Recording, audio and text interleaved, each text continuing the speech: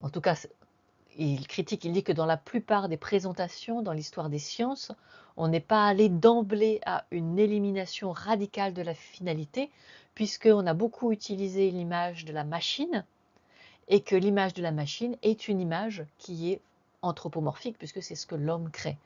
Et donc il dit que dès qu'on prend une analogie technique, donc fondamentalement humaine, on remet de l'anthropomorphisme, et que le fait de mettre ce monde humain, le plaquer sur le biologique, c'est un obstacle à la compréhension.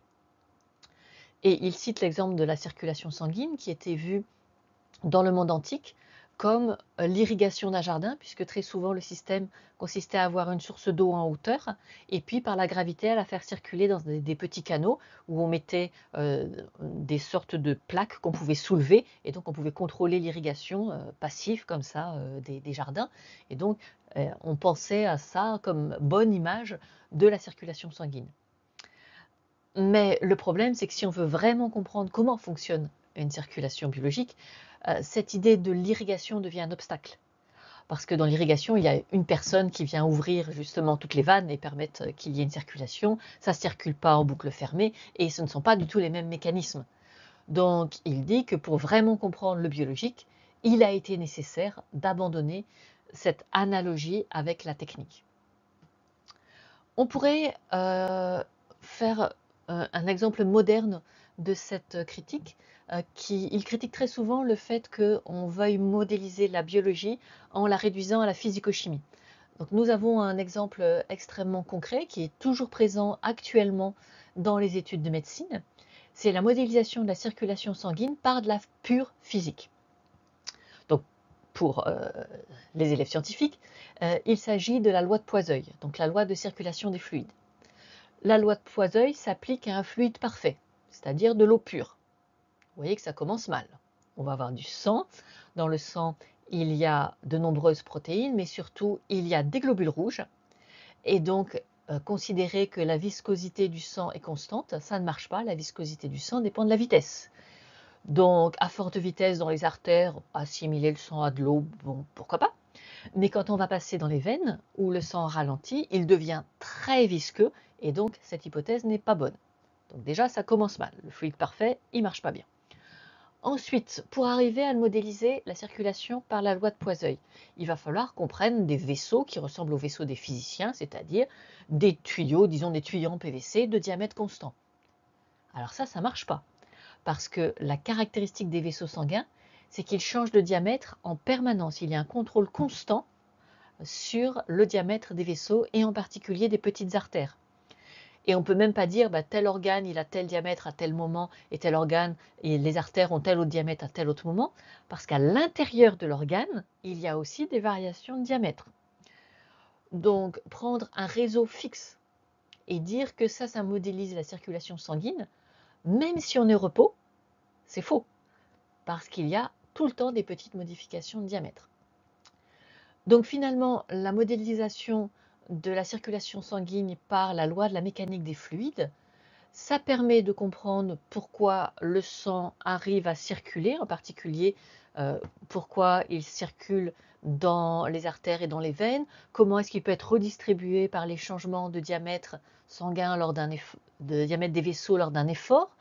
Donc c'est grossier, mais ça permet de comprendre le fonctionnement global du système. Mais dès que l'on arrive dans les veines, ça ne vaut plus rien. Si on suit la modélisation de la loi de Poiseuille dans les veines, jamais le sang qui est dans vos jambes ne remontera au cœur. Il est censé même faire le chemin inverse. Donc là, on voit qu'elle ne marche absolument pas. Donc effectivement, on ne peut pas généralement modéliser un système biologique avec de la physique simple.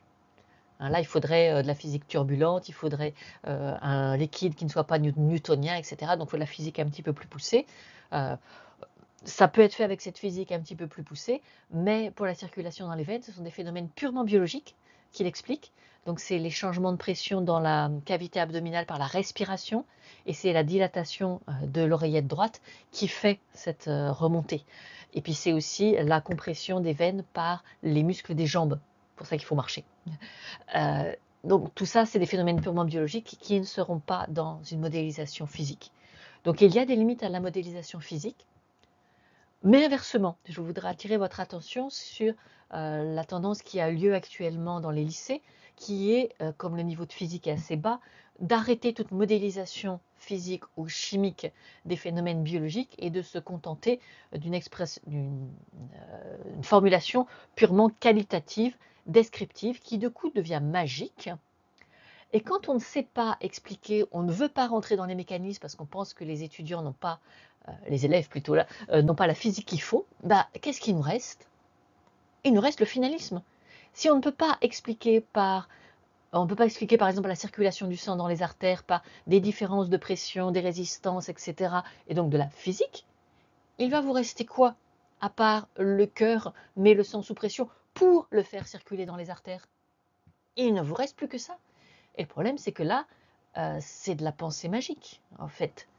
On, on prête une intention au cœur qui n'en a jamais eu. Donc, ça ne va plus. Donc, oui, on ne peut pas tout modéliser par la physique ou la chimie, mais si on retire toute la physique et la chimie, comme c'est la tendance actuelle dans les lycées, on n'est plus en mesure d'expliquer ce qu'est réellement la biologie et on fait sortir l'enseignement de la biologie de la science. Donc je pense que nous sommes plutôt confrontés au problème inverse de Canguilhem. À l'époque de Canguilhem, il avait peur que la biologie se fasse complètement avaler par les sciences physiques et par les mathématiques, par les sciences dures, auxquelles elles essayaient de se conformer.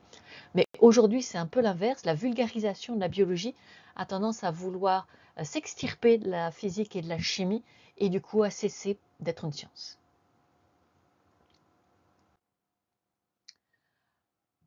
Alors,